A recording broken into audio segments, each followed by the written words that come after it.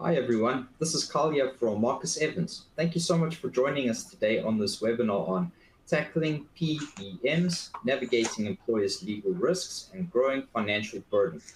This is brought to you in partnership with Whole Benefits Law. Before we begin, I'd like to cover just a few housekeeping items. As you can see at the bottom of your screen are multiple application widgets. They're resizable and movable, so please move them around to get the most out of your desktop space. Also like to encourage you to submit any questions that you might have by using the Q&A widget, and we'll try to answer as many as possible throughout. However, if a full answer is needed or we perhaps run out of time, we'll make sure to send you an email afterwards. I'd also like to draw your attention to the resource list that will contain a copy of today's slide deck, some interesting articles, and please bookmark any links that you might find useful. To answer any common technical issues, I advise to use the help widget.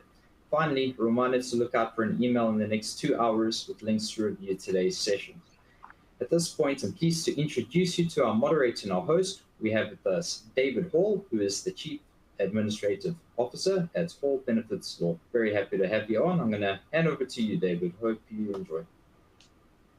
Thank you, Kyle. We appreciate your support and helping us put this event together. Welcome to our audience. We're very happy to have you with us today. Today, we're going to be talking about a very hot topic, which is tackling PBMs, navigating employers' legal risks and the growing financial burden that we're all familiar with via the skyrocketing cost of healthcare in the United States. And so we have a team of ERISA attorneys here at Whole Benefits Law that is actively engaged in helping plan sponsors navigate these choppy waters. So I'm going to introduce our speakers now. We have Tim Kennedy, who is a partner in HBL's Philadelphia office, just outside of Philadelphia in Wayne, PA. Welcome, Tim. Tim's going to be sharing some knowledge with us today and walking us through some of the things that he's seen through our team's active negotiation of service provider agreements and collaborative approach to helping plan sponsors get better pricing and better terms through very complex contracts. Ann Tyler Hall is our founder and managing partner. She works here with me out of our Atlanta office with our staff, and we are excited to have her here today as she is the visionary behind the TPA and PBM negotiator services that we are currently engaging in actively with proactive plan sponsor clients. So these team members both have a critical role in the effectiveness of our navigating and negotiating these extremely complex contracts, as I mentioned previously. And just for your knowledge as the audience, today's presentation is divided into 7 sections. That is by design, so that hopefully we can tackle a very broad subject in some bite-sized chunks that we can digest and help you understand together. So each concept is germane to understanding the modern PBM landscape with all of its pitfalls, but we see problems here at HBL as opportunities. So I will say pitfalls and opportunities. So I'm going to go quiet for a few minutes and I will interject occasionally, but we're going to kick things off with Ann Tyler Hall. She's going to talk a little bit about fiduciary responsibilities under ERISA for health and welfare plans. Ann Tyler? Great. Thank you, David.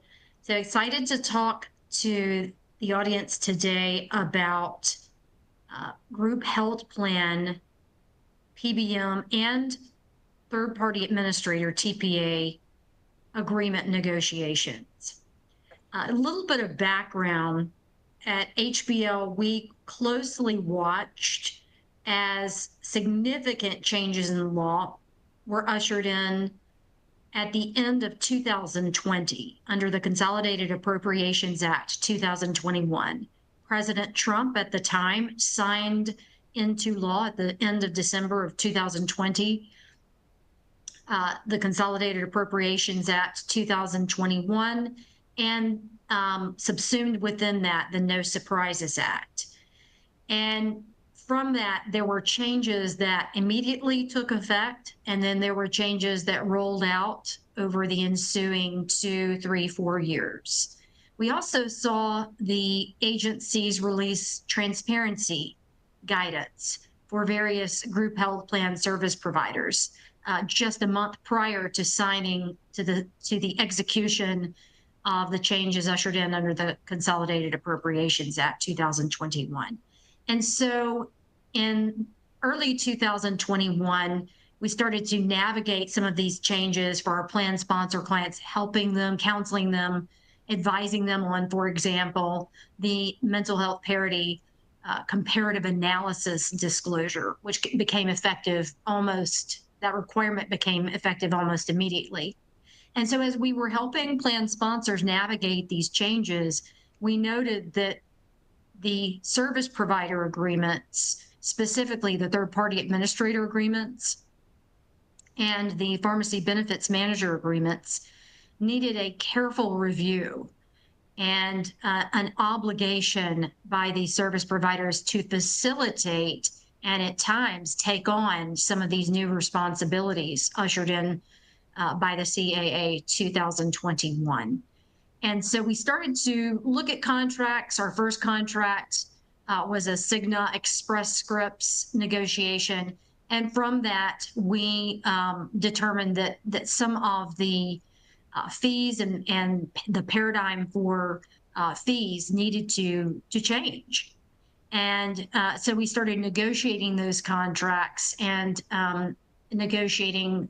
Now we have over the ensuing 4 years since we started to negotiate these contracts, have negotiated with all the BUCA, the Blues, United, Cigna, Aetna, the big 3 PBMs, Optum, Express Scripts, and CVS Health. And so we've used these legislative changes that were ushered in under the first Trump administration, a bipartisan bill. This also informs, and we'll talk about this later in the discussion, that this also informs what we might see over the next 4 years, because interestingly, benefits appears to be a bipartisan issue, one of the few issues that both parties agree needs reform. And so that was the inception of the negotiation of TPA and PBM contracts, looking at how to obligate service providers to facilitate and take on some of these new requirements and new fiduciary obligations for group health plans and group health plan employers. You can go to the next slide, David. The DOL does emphasize the reasonableness of fees, and this has been an issue for a lot of our clients is getting access to the fees of service providers. And so one of the things that we've developed over the ensuing 4 years in these negotiations is internal benchmarks. And where we don't get fee disclosure, we have enough anecdotal information we've worked with and negotiated with, as I mentioned, the BUCA on the TPA side and the big 3 PBMs. So we extrapolate information and essentially develop a direct and indirect fee draft disclosure. And so when we find that when service providers do not provide the information that we need to ascertain the different areas from whence fees are derived by the service provider, we assume the worst. And that has facilitated negotiations. It's also facilitated disclosure. And so our internal benchmarking and the data that we've been able to accumulate, aggregate, and leverage in these negotiations has been extremely beneficial, in addition to the legislative changes and the initial impetus behind the negotiation of these service provider agreements.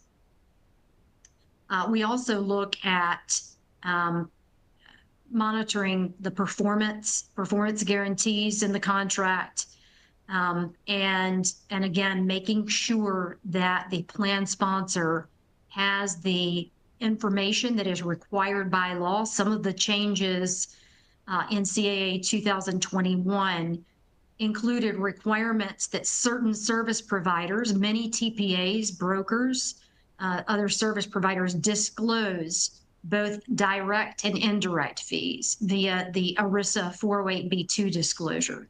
So part of this negotiation process is obtaining those fees or ascertaining the various fees and different line items of revenue that the service provider derives from the relationship. So that's another very valuable activity from the negotiation and from this process. And we're now seeing actually retirement plans get sued for some of the same concepts that may then be applied by plaintiffs' attorneys to group health plans. So getting the fees, fee disclosure by the service providers is incredibly important. And it does take often an experienced risk attorney to get those fees. We find that plan sponsors often are not successful in getting fee disclosure by the service providers. Inaction or over-reliance upon vendors can be deemed as imprudent. We're seeing now more and more group health plan sponsors get sued. Plaintiffs' attorneys have leveraged the changes in the law, leveraged the new transparency requirements to now sue group health plan sponsors, group health plan fiduciaries for breach of fiduciary duty for paying excessive fees and for not carefully monitoring and negotiating the fees of the group health plan service providers, such as the TPA and the PBM.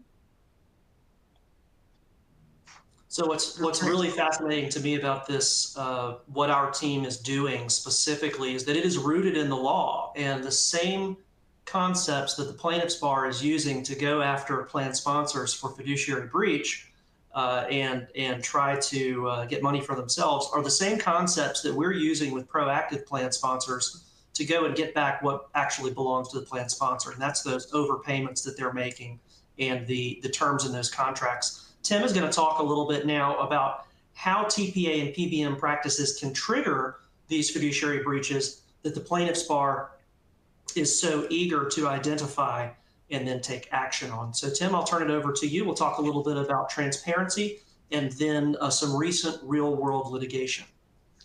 Thanks, David, and thanks, Ann Tyler. I'm happy to talk about this.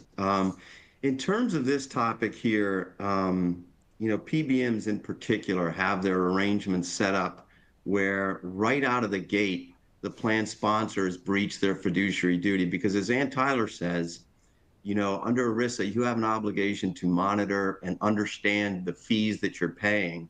And the PBM agreements in particular refuse to share critical fee information. And it's only because Ann Tyler and I have now negotiated dozens of these agreements that we've learned some of the tricks of the trade. And that first box there, the spread pricing, is something, it's essentially where the PBM as the middleman will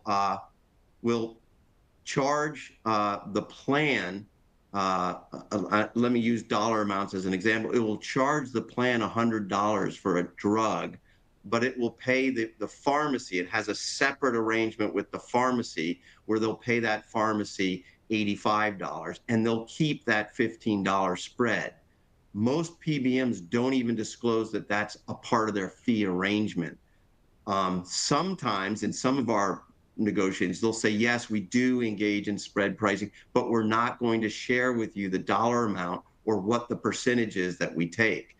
So to my point, right out of the gate, these agreements are problematic from a transparency and determination of whether the fees are reasonable or not. And that's a big part of what we negotiate, is to try to get at that information and document it so that you as plan sponsors and fiduciaries can show any agency that might challenge it that you've done as much as you can to understand the fees. Another area that the PBMs hide fees are the rebates.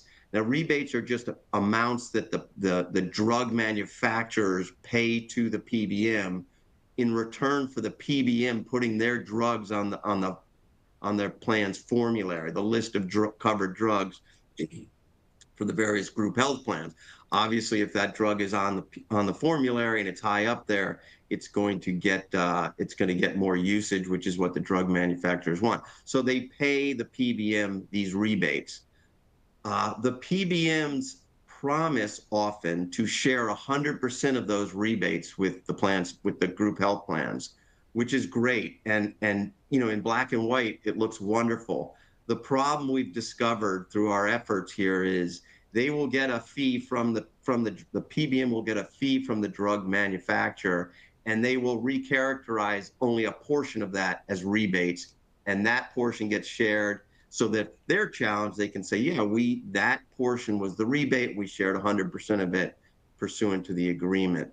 The problem is they have, and it's supported by the agreements that they draft. The PBMs have a lot of latitude to do just that, to recharacterize fees. So what we try to do is get in there and really nail down and broadly try to get the PBMs to share not just rebates, but we broaden the definition of rebates to include any fees from the drug manufacturer to the PBM that are in any way related to the relationship with the group health plan to be passed on to the plan. And then finally, that last box is the data access, as Ann Tyler mentioned. This is a big issue. Congress is looking into it. There's a bipartisan law trying to make its way through the House called the Drug Act. State laws are addressing this, but it's basically trying to get the PBMs to share more data so that you, plan sponsors as fiduciaries, can do your job and monitor these fees and make a determination that they're reasonable. Unless you have that information, it's really hard. And as Ann Tyler said, when they don't share this information, what we've taken to doing is just assuming a number, and it's usually a number that the PBMs don't like, but it's up to them if they want to come back and debate that. But it does help us get a sense of what's being charged. David, if you could go to the next slide. These are some, for about 10 or 15 years, or maybe 20 years, a whole cottage industry developed where plaintiffs' attorneys went after retirement plans, like 401k plans and 403b plans. It was highly lucrative. And now those same plaintiffs' attorneys are turning their focus to group health plans. And we're seeing a surge in lawsuits against group health plan sponsors. The first two there mentioned, Stern versus J.P. Morgan and Lewandowski versus J&J, are two of the more recent ones. And essentially, they allege the same thing, which is that the group health plan sponsor is paying excessive fees. They failed to negotiate the terms of their agreement. They failed to monitor the fees. They failed to understand the fees. And they failed to consider competitors, and they allowed excessive fees to creep up over the years. And of course, if the plan sponsor has done none of those things and hasn't documented it, they're in trouble. And that's exactly what these plaintiffs' attorneys look for, are group health plans just like that. It's interesting in both those cases, the PBMs, the actual charges that were being paid for drugs were, as the first box there, 560 times over the retail price, which is obviously not a good thing. But the PBMs were not mentioned in these lawsuits. They were not named in the lawsuits. Instead, the plaintiffs were going after the group health plan sponsors. I think the pattern here is you've got to, and this is where we help our clients, you've got to negotiate these agreements, review them, take action. And that alone, the documenting of that alone will provide you with fiduciary protection. And these lawsuits can be embarrassing and expensive, and just doing the right proactive steps beforehand provides so much protection. And that is that's the rest of that slide, David. I think I'm done. Thank you, Tim. And Ann Tyler is going to jump back in and speak to some red flags and common pitfalls that our team sees in TPA and PBM agreements. And you'll see we will frequently mention being proactive. Tim has already done that. The proactive plan sponsors are the ones who are going and doing this work with the help of ERISA counsel. Again, so Ann Tyler, could you just speak maybe to some other red flags, common pitfalls, which we see as opportunities for plan sponsors within these contracts. Sure. So notwithstanding all the changes ushered in under the CAA 2021, access to fee data is still very difficult to come by.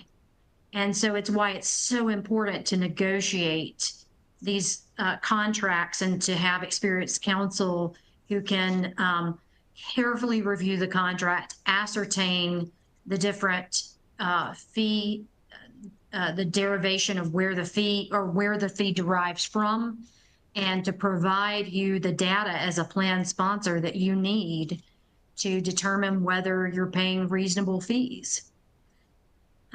So some of the issues that we find in contracts are gag clauses. Those were prohibited pursuant to CAA 2021. We still see some of these gag clause provisions in contracts, which essentially prohibits or prevents the plan sponsor and patients from ascertaining competitors and competitor costs and potentially lower cost options. And that's a real problem. That's a real barrier to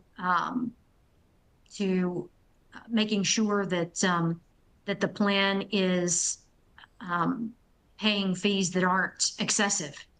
And so those gag clauses can be cleverly disguised. It's very important that you have experienced consultants or counsel reviewing the contract to ascertain where gag clauses may exist in the contract, and that those are stricken immediately because they're prohibited under the CAA 2021.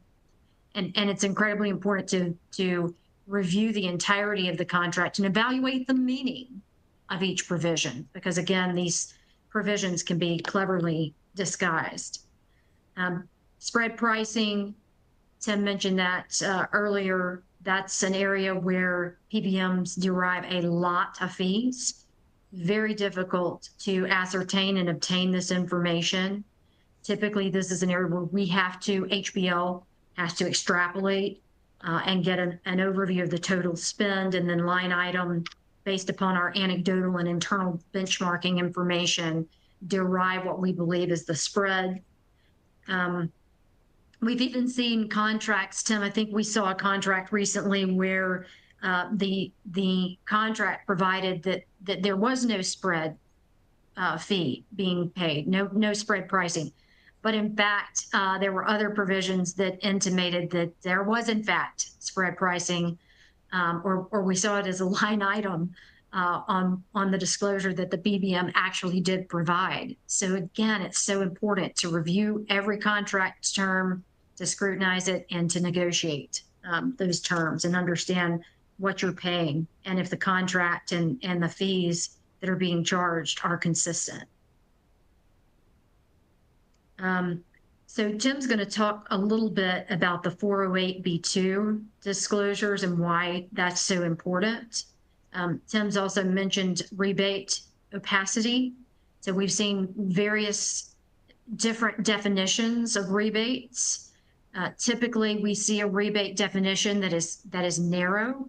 We often see carve-outs of particularly expensive drugs from the definition of rebates, or different classifications of drugs that are carved out from rebates, from whence the group health plan would typically derive most of the rebates, because they're the most expensive drugs, and we often see those carved out of the definition. So the definition of rebates is very important. We've also been able to develop a benchmark for the level of rebates that we would expect to see, the market level of rebates based upon the group health plan's prescription drug spend. So that's been very effective in our negotiations, and it's part of our ongoing internal benchmark and development of same. The definitions of brand drug, generic drug, often give PBMs very wide latitude to manipulate those definitions and to increase fees. So in general, the terms and there are various key terms in the PBM contract and the TPA contract that provide the service provider incredible latitude and result in significantly more fees that should be carefully reviewed, negotiated, so that some of that money is coming back to the group health plan, back to the plan participant. With respect to hidden traps and liability risks, indemnification provisions are often very favorable to the service provider. So that's an area where we carefully scrutinize the indemnification standard. Some of the contracts that we've reviewed in prior years had not been reviewed in 10 to 12 years. And the indemnification standard was very favorable to the service provider, such that it was almost impossible to prove any liability or hold the service provider accountable for any losses to the plan. So that's an area where what we see is in legacy contracts, very favorable indemnification provisions to the service provider that need to be negotiated. We also see audit restrictions or charges for audits, just to ensure that the contract aligns with the fees that are being charged, and that the group health plan isn't being overcharged for services or overcharged for contracted rates that are in the contract with the service provider, but then in reality play out in a different way.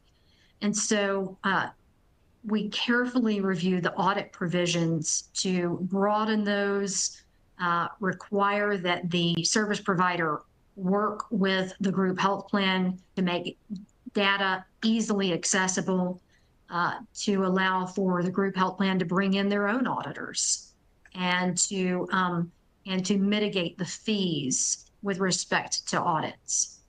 So those are key provisions. Courts are increasingly viewing passive activity and acceptance as a breach of fiduciary duty. So the days of set it and leave it on these contracts really ended with the CAA 2021, and now even more so with the increased scrutiny by Congress, state PBM laws. Tim mentioned the proposed Federal Drug Act. The PBMs and TPAs have gotten a lot of scrutiny over the past 5 years, and so it's incredibly important. And plaintiffs' attorneys have of course paid attention to that and are suing group health plans, and so there's more exposure to group health plans and group health plan fiduciaries. So it's incredibly important. It's never been more important to negotiate these agreements, to mitigate exposure to fiduciary breach risk, and then to get money back to the plan and to the employer. We also see this last item on the slide, a disclaimer of fiduciary status by the service provider, that they are not a fiduciary. We push back on that. We've been with varied success. We've often had service providers agree to a kind of addendum or email obligation that if they are functioning as a fiduciary in any way with respect to their involvement with the group health plan, that they will accept fiduciary status. They really can't exculpate themselves from fiduciary status. But that's also an area where it's important. It's an important provision in the contract to push back with the service provider, so that they're accepting the responsibility and the duty to operate the plan and charge the plan in the best interest of participants and beneficiaries, as ERISA requires. And Tyler, I'll just add, we had one negotiation where the PBM disclaimed fiduciary status. We said, okay, that's fine. What we really need them to be a fiduciary for is to not engage in conflict of interest. So act in the interest of the plan and the plan participants, and not in their own self-interest with fees and things like that. So we were successful getting a provision added saying just that. that we will not engage in fee conflicts of interest, and we will act in the sole and exclusive interest of plan participants. So just another way to attack that issue.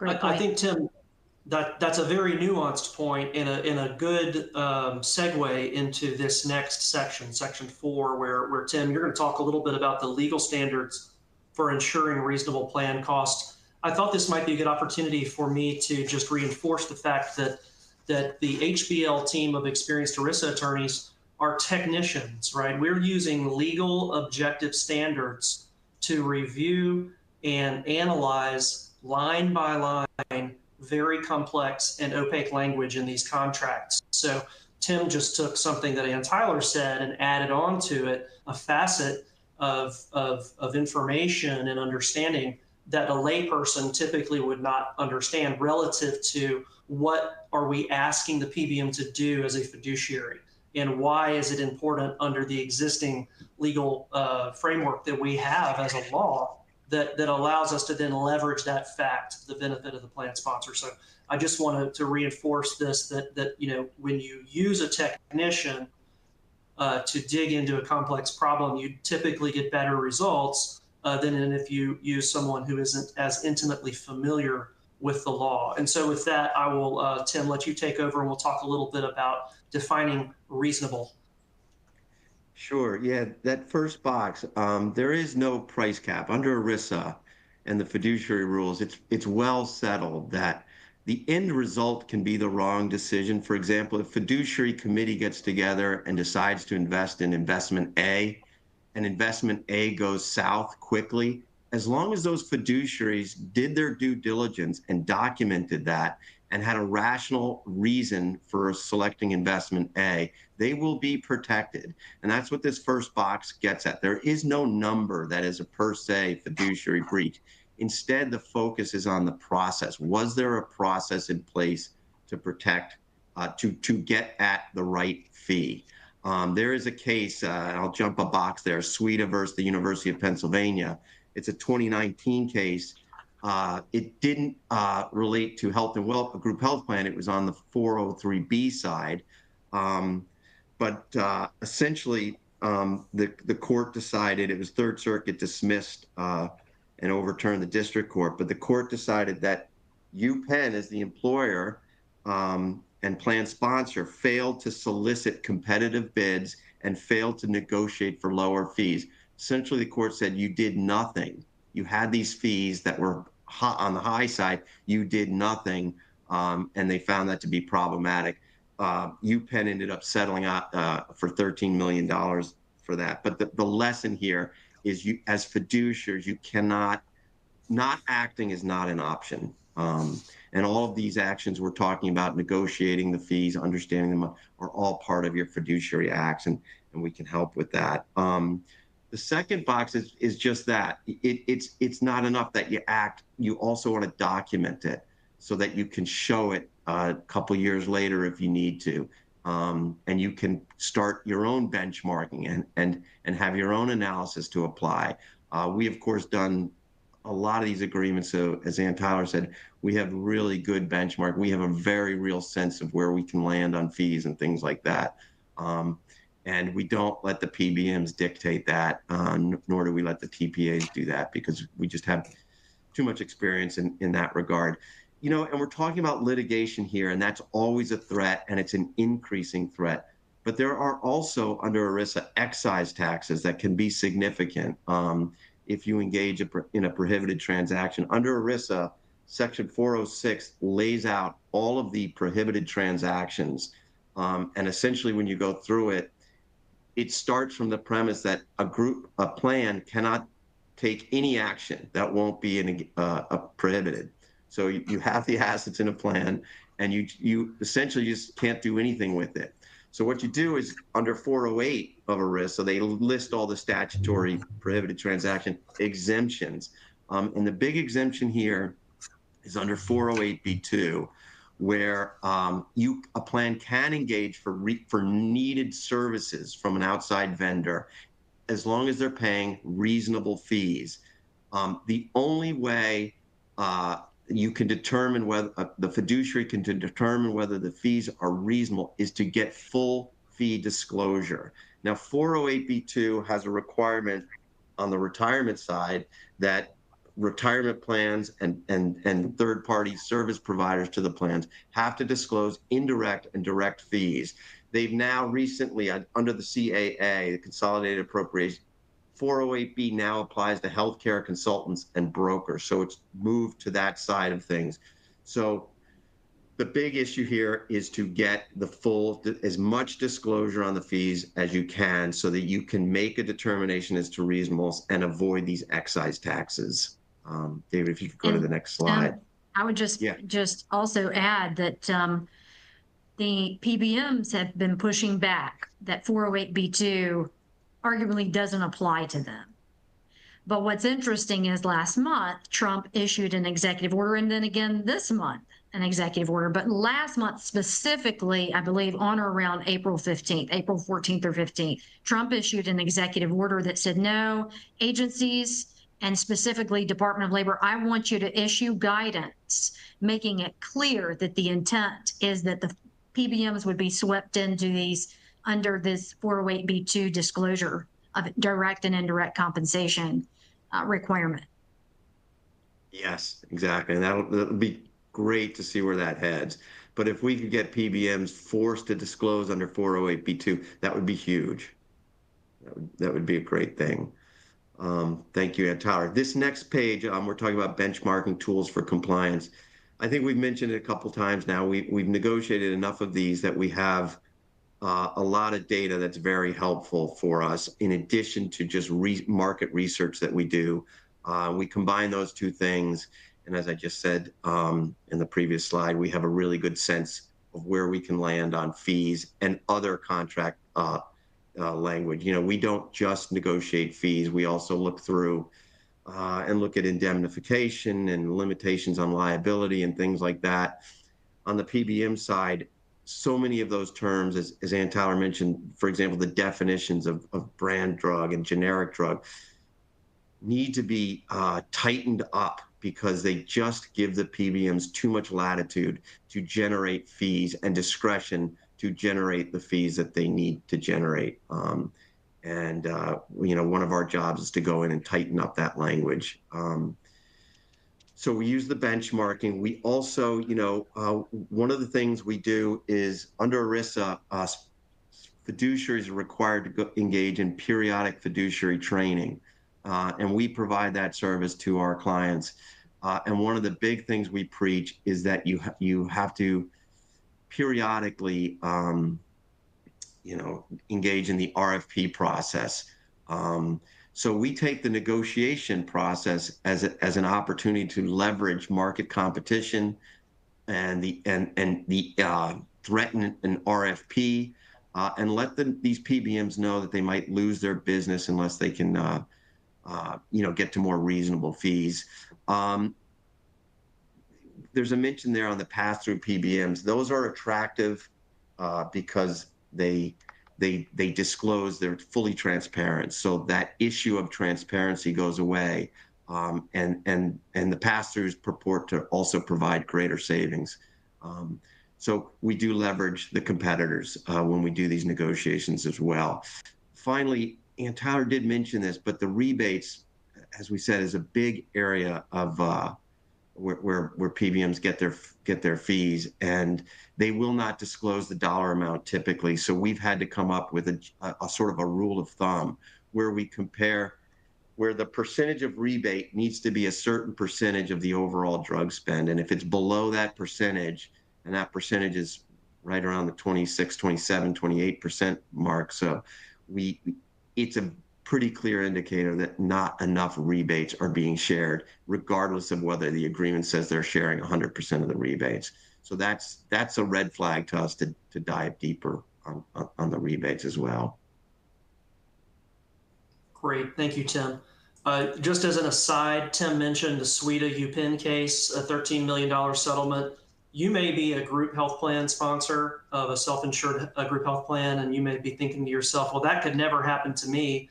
We're not a university. We've only got 500 or 600 participants on our plan. Well, I'm going to throw out an old stat, and this stat is at least 5 years old. To get to the point of motion to dismiss, if you were brought into a fiduciary breach lawsuit, is going to cost a minimum of $750,000. I would imagine with inflation and with the price increases that we're all experiencing across all industries, you're probably looking at $1 million, right? That's just to get to motion to dismiss. Heaven help you if you have to settle or if the judge finds in favor of the plaintiffs. So again, the import of these negotiations should not be overlooked. And one of the important pieces of what we do and what proactive plan sponsors should be doing is due diligence relative to selecting vendors such as TPAs and PBMs. So Ann Tyler, our next topic, section 5 here, we're going to talk a little bit about best practices in vendor selection, and then how do we monitor and document ongoing what these service providers are doing for you and make sure they're living by the terms of the contract. So we've gotten the question often from plan sponsors, when do we negotiate this contract? We're in the middle of a contract, and the time to negotiate the contract is now. That's what we always say, because it's true. We've done the negotiation for clients pre-merger.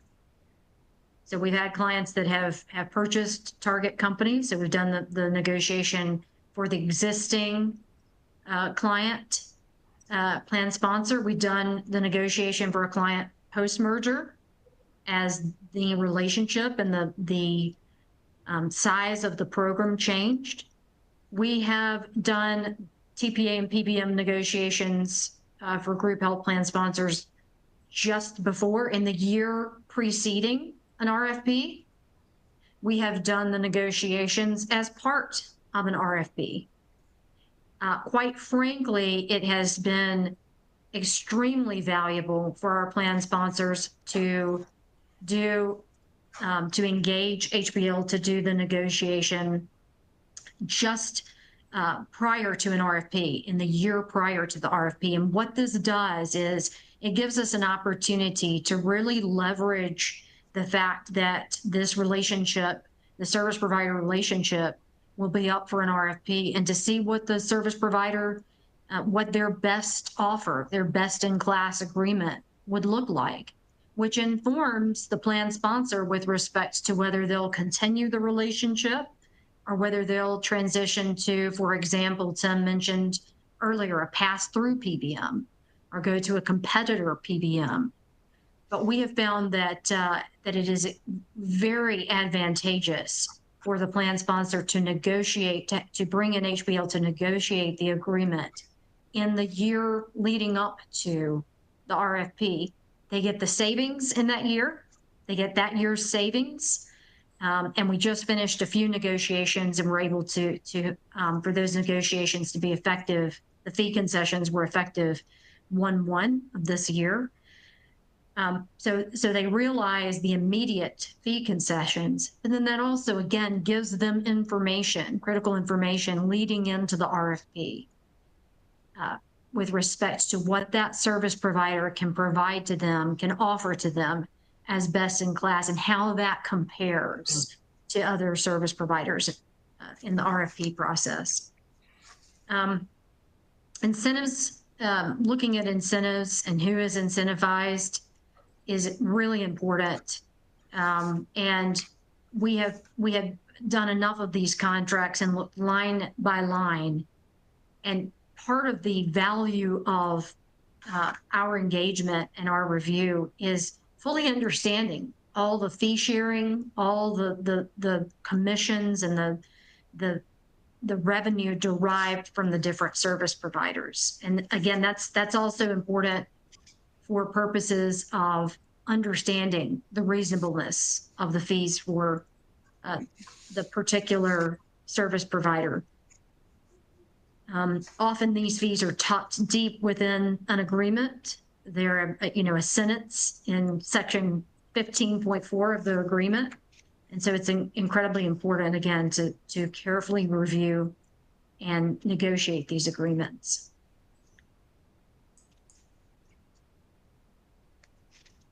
It's also important post-negotiation to confirm that the terms that have been negotiated, the fees that have been negotiated, are actually enforced. And HBL can play an important role, and experienced ERISA counsel can play an important role in that process. We just had an issue arise today, Tim, where we had negotiated the waiver of a carve-out fee, and our plan sponsor, our group health plan sponsor, came back to us and said, we're unclear because now we see this carve-out fee showing up on the charges by this particular service provider. Tim, I don't know if you want to provide a little bit of gloss to that, but I think it highlights why this is so important, that it's not just the negotiation. There needs to be ongoing monitoring to confirm that the negotiated terms and the negotiated fees are adhered to. Yeah, in that particular instance, the PBM was making promises outside of the agreement and being stubborn about making the changes. So we worked with them to make it clear that the emails we had and the representations in those emails were incorporated into the agreement until we could get it in later. But just because it's a nice number, it ended up being a 1.1 million in savings for our client over 2 years. And they won't pay that. Great. That's a great outcome right there. David, just the last point on that slide is, and this can't be understated, negotiations, TPA, PBM negotiations, critical strategic part of fiduciary compliance for group health plan sponsors, group health plan fiduciaries. It is also important, incredibly important, to have a group health plan committee, a group health plan committee charter, a group health plan committee that meets regularly and has committee meeting minutes. We've done this a few ways. We've integrated the group health plan committee into the existing retirement plan committee charter, but it needs to be a separate section. And it needs to be a contemplated section of the group health plan committee composition, structure, how they'll operate, key decision points that need to be included in a group health plan committee charter. Again, that could be integrated in a retirement plan committee charter, but there needs to be one. And that, I think, is often overlooked for group health plans because retirement plans have been the primary focus over the past 10, 15 years of plaintiffs' attorneys. But we are in a new age, and it is more important than ever to have a group health plan committee charter, regular group health plan committee meetings and minutes for protection, for robust fiduciary protection.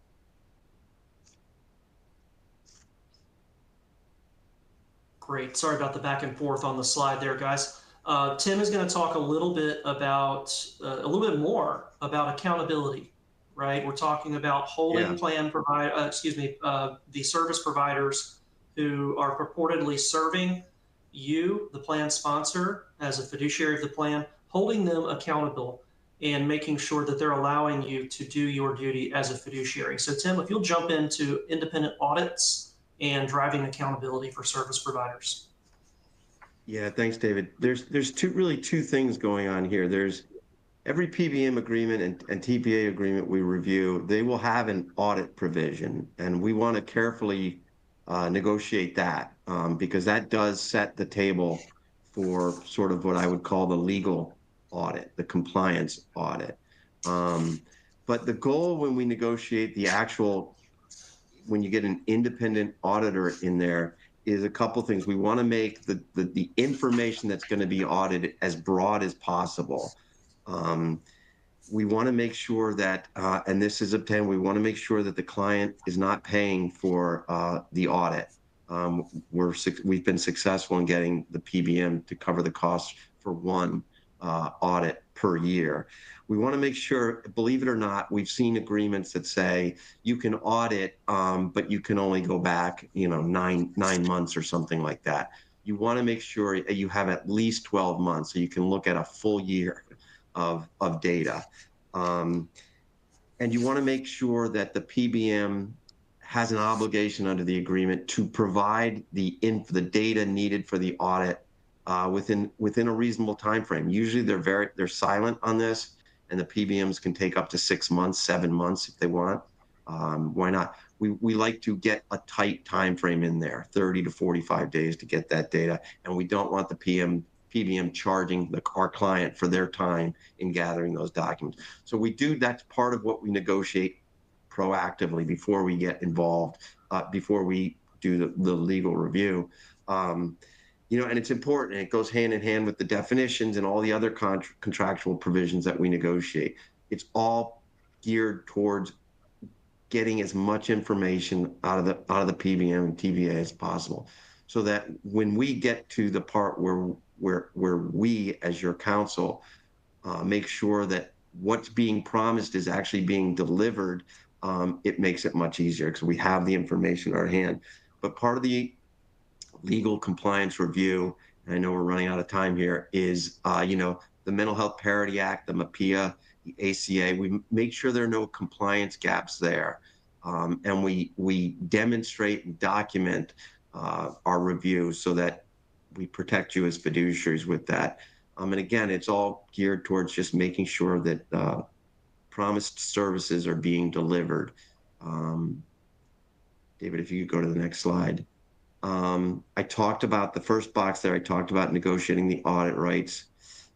We do recommend, trying to perform an annual audit, especially if it's paid for by the PBM. And then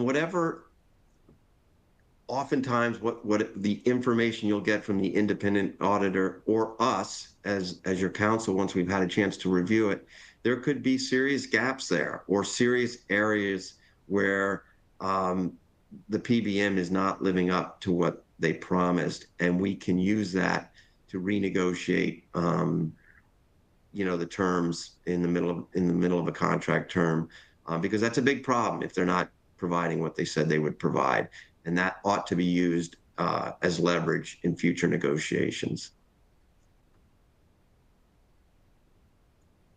Thank you, Tim.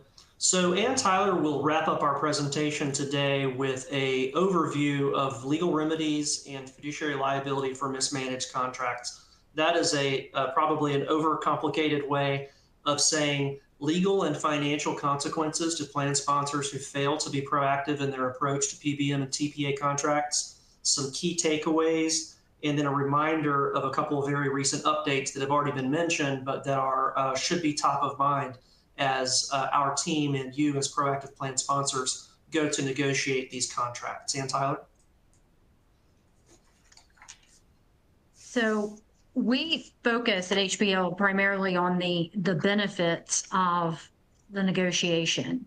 And we, HBL, distinguish ourselves from other consultants and service providers with respect to the TPA and PBM negotiations, because we are uniquely positioned to leverage a myriad of different things to maximize fee concessions and best-in-class service provider agreement terms.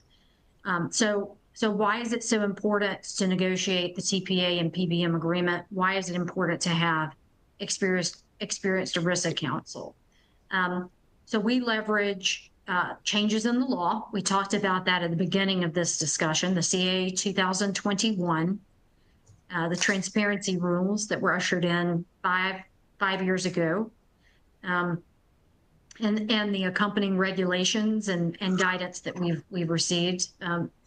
Most recently, the Trump executive orders aimed at more transparency by PBMs. We leverage changes in the law, and we're uniquely positioned to do that as attorneys. We discuss and highlight the risk to plan sponsors via the fiduciary breach lawsuits that are growing in number, and the particular nature of those lawsuits and naming the committee members, the benefits committee member, the group health plan committee members, that is not only a monetary risk, but an HR, a PR risk to companies, and necessitates plan sponsors going back to their agreements, even if it's mid-contract, even if it's in a year prior to an RFP. The time to have that discussion is now. We leverage changes that we are carefully monitoring. We are seeing monthly states come out with PBM laws. Arkansas just passed a law. Sarah Huckabee Sanders signed into law last month a stipulation, a state law, stating that that PBMs could not own retail pharmacies and could not steer plan participants to their retail pharmacies where they derive significant revenue. And it's also harming some of the community and local pharmacies because the PBMs are directing participants, group health plans, to their retail owned, their proprietary or their owned pharmacies that they own. And then maybe as important, maybe most importantly, is that because we've been doing these negotiations for the past 4 years, we've developed internal benchmarks. So we know where the BUCO, the Blues, United, Cigna, Aetna, the big 3 PBMs, where they will concede and where they will negotiate, and what provisions to explicitly scrutinize and negotiate because they're not favorable to the group health plan and create risk to the group health plan. So the time is now, and the legal and financial consequences, benefits of these negotiations have never been greater. We've talked about this a lot. It's not a set and leave situation now with group health plans and service provider agreements. It's incredibly important to be proactive, negotiate these agreements, and then on the back end to monitor the enforcement of the negotiated terms of the agreement.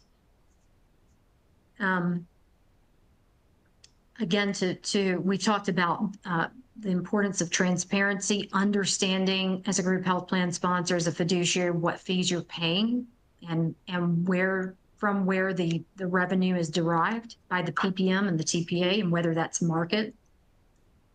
We also, for many of our plan sponsors, review fiduciary liability coverage to make sure that there are adequate levels of fiduciary liability coverage. There are certain clauses that can diminish the coverage and give a group health plan or a group health plan sponsor fiduciary a false sense of protection with respect to the level of liability coverage because there are so many carve-outs. So it's incredibly important to review and update and negotiate for robust fiduciary liability insurance coverage.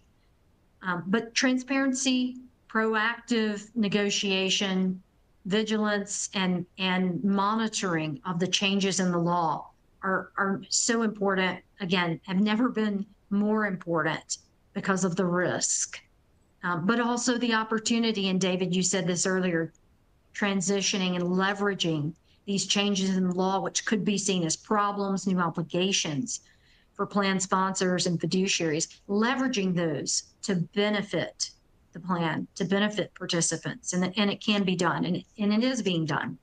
And we've had great success in that. I would, if I could just, sorry, if I could just jump on one point there. The D&O insurance liability, a lot of our clients think that naturally covers ERISA breaches of fiduciary duty, and it ought to be reviewed to make a lot of those carve that out. So first and foremost, you want to make sure that it actually covers fiduciary acts, and then, as Ann Tyler says, make sure the amounts are adequate. Sorry, go ahead, whoever I cut off. Not at all. I will take credit for cutting you off. How about that, Tim? Or take the blame, I should say. We have one more slide left, and we've already spoken to this slide, but I did want to just piggyback off of something that Ann Tyler was saying, which is that we feel these negotiations can give a business a competitive advantage. Businesses that are paying less for services than their competitors, businesses that are not in the crosshairs of the DOL or of the plaintiff's bar, proactive plan sponsors who are thinking strategically about what these contracts mean, not only for the cost of healthcare, but for their business as a whole and for the way that they're going to move forward in an industry that is rife with abuse, are going to have better outcomes from a business perspective as well. And so I just wanted to throw that in there. We are just over time, so I'm going to close. I do want to urge you, if you are have questions, and we understand there are a lot of questions around these contracts and around the services provided by PBMs and TPAs, please email me at dhall@hallbenefitslaw.com, and we will be reaching out to you proactively to send you a bit more information about what we do, who we are, and I'll turn things back over to Kyle so he can close us out officially. Thank you, Kyle. You're very welcome. I just want to say a very special thank you to our amazing panelists today for your great insights and being so generous with your time. It was a very interesting discussion. On behalf of myself and Marcus Evans, we'd just like to thank you all so much for the collaboration throughout. Just to turn things back to the audience, a reminder to look out for an email within the next 2 hours with links to review today's material. And we'd love to hear your feedback about what you thought about the webinar today. A survey will pop up on your screen in just a moment. We really appreciate any comments that you might have. On behalf of Hall Benefits Law and Marcus Evans, I'd like to thank you so much for joining us and hope you have a fantastic day further. Thank you, everyone, and take care. Thank you, Kyle. Thank you, everyone. Just ended the session, so we're no longer live. Thank you very much.